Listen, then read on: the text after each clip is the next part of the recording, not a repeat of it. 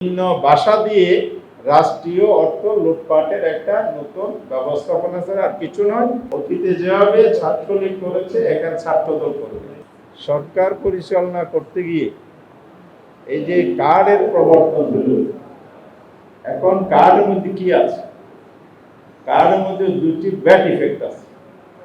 Number one হচ্ছে এই ফ্যামিলিগুলোকে প্রণোদনা দিতে গিয়ে কর্মসংস্থানমুখী না করে তাদেরকে আরো ত্রাণ নির্ভর করে তোলা হয়, স্বনির্ভর না করে।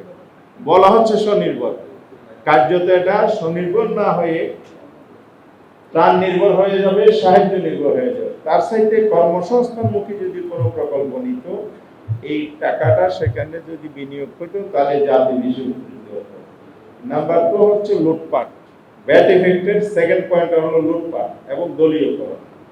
লুটপাট হচ্ছে এখানে যে টাকাটা বিনিয়োগ হবে সেটাও কিন্তু বন্টনের ক্ষেত্রে স্বচ্ছতা এবং সুশাসনের অনুপস্থিতি আছে।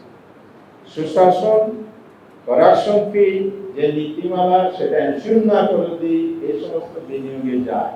আর দলীয় ক্যাডারদের হাতে যদি এটা চলে যায়, অতীতে যেভাবে ছাত্রলীগ করেছে এখন ছাত্রদল করবে।